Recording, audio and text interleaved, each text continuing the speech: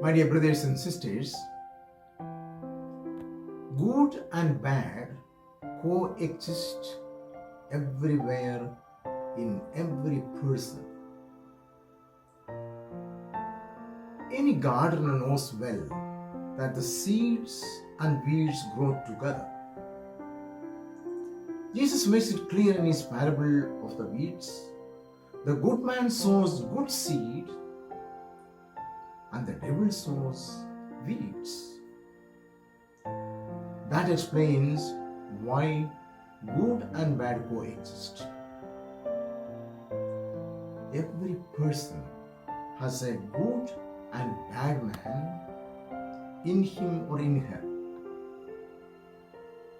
Once a young man went out shopping.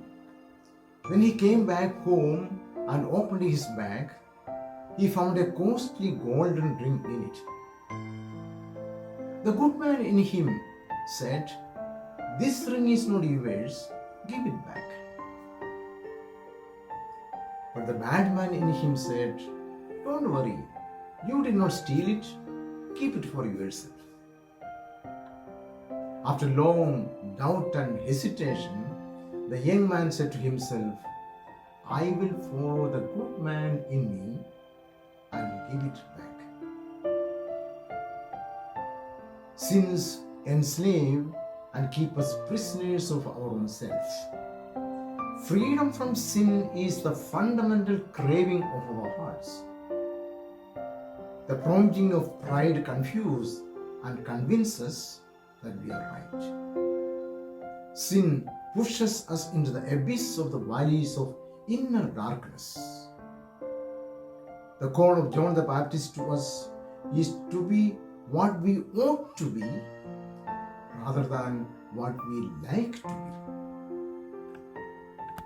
John, the prophet of Advent, calls us to prepare the way of the Lord and straighten his path. But how to prepare the way? By creating an environment conducive for the Lord to come to us. Having the courage to speak the truth without fear.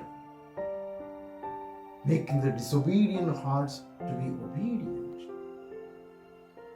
John calls for a spiritual transformation.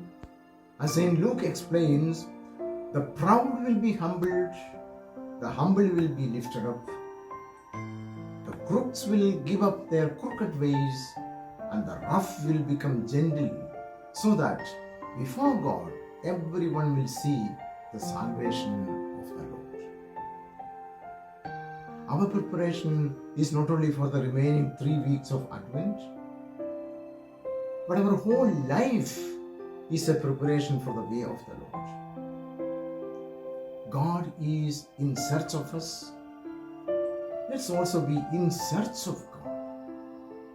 The greater our longing for Him, the nearer we reach Him.